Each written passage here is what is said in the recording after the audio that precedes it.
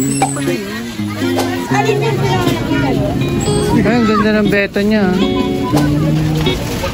Mga dambuyer. Mga dambuyer yung beta. Magkano po kuya yung dambuyer niyo?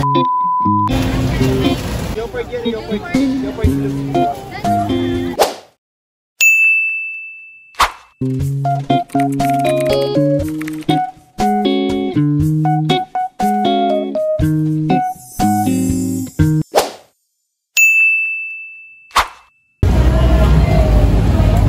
So yun nga guys, bago muna ako pumunta ng Divisoria, dumaan muna ako ng Quiapo para magsimba.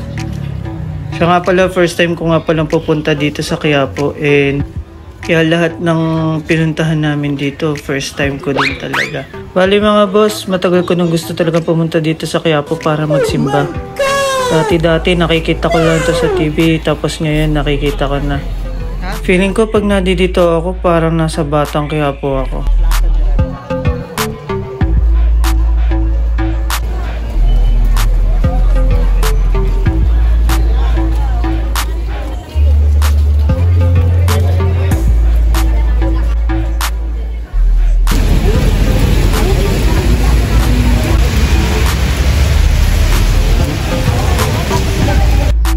At yun na nga, na tuluyan ng lumakas ang ulan kasi sobrang lakas talaga ng ulan dito guys.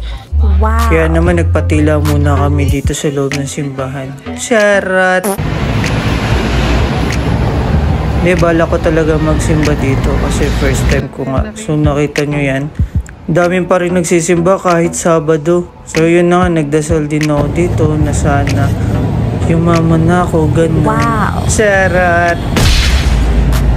Pero seryoso guys, seryoso talaga ako dyan.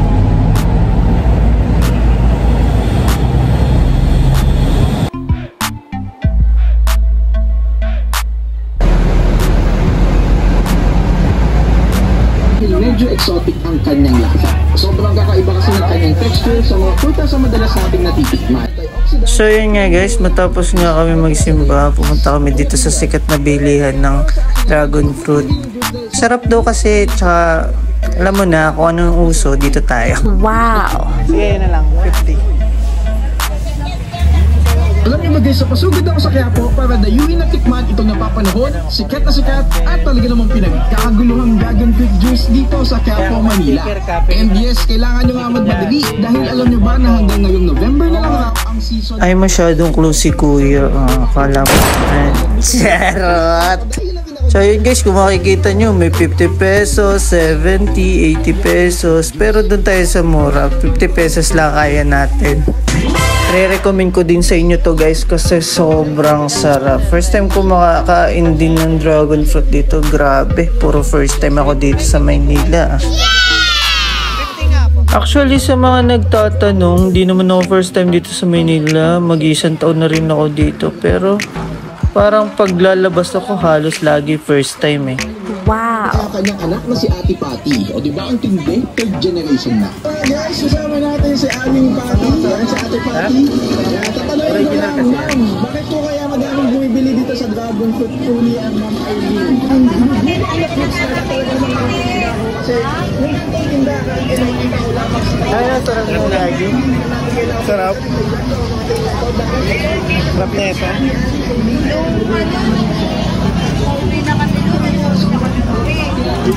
Kaso na ulaan. Good, good.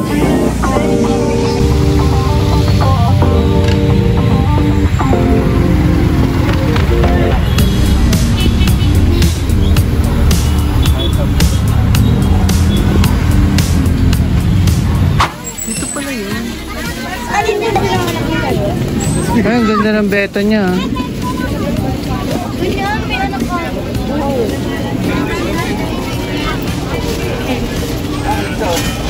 Kanyo mo yan. Kanyo. Mga dambuyer mo. Mga dambuyer mo yung beta yan. Magkano po kuya yung dambuyer niyo? 120 lang. Market price ko. Sa iba 350 yan. 500 pa nga kuya yan sa Cartimar. Sir, alam ko yun. 350, 500. Yung samurai ko sir, pareho ng presyo sa Cartimar yan. Pero 200 lang sa akin. Na 40. yung beta, pinakamura ko magbenta ng beta. Oo nga, mura nga. Mulan lang po kaya medyo hindi na highlights naman. Oo. May redeem point naman po kasi kaya mura ko magbenta. Wala naman sa panila na 120 sa 240 lang babay.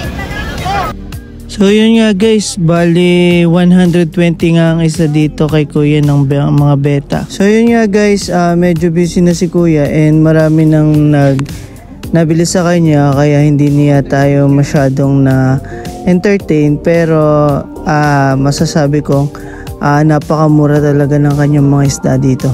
So ano pa mga hinihintay nyo guys? Kung sinong mang gusto mag-avail at bumili ng napakamurang isda ni kuya, punta lang kayo dito sa Divisoria.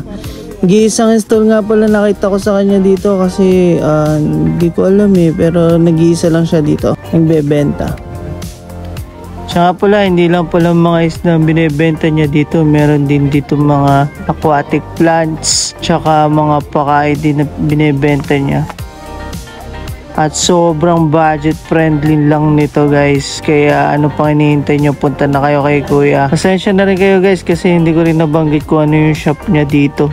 Pero sa tingin ko, mabilis nyo lang naman siya makikita dito kasi nagsosolo lang siya dito sa pwesto niya. Siya lang ba yun namumukod ta ngayon nagbebenta ng mga isda na sobrang gaganda at quality. Marami pa kayong magpagpipilian. Meron dito mga koi fish, mga angel fish, betta fish, guppy, at saka mga tetra. Sobrang dami, danyos. Ang liit lang ng pwesto niya pero sobrang dami niyang uri ng mga isda na binebenta niya dito guys. Pero pang hinihintay nyo, bilhin na kayo kay kuya. Tama naman ako, diba? Tama Sir, mababasa ka sir. Kasi sa intention ko magbenta, huwag mamasamain. Walang pambayad sa upa.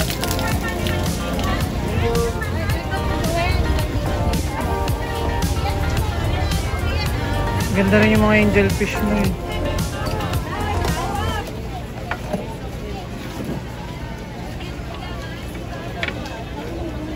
Leopard blue. Dito. Palitan mo na lang dito. Oh, pwede naman yung palitan. Palitan mo ng pink or purple. Pero maraming kulete. Wait lang.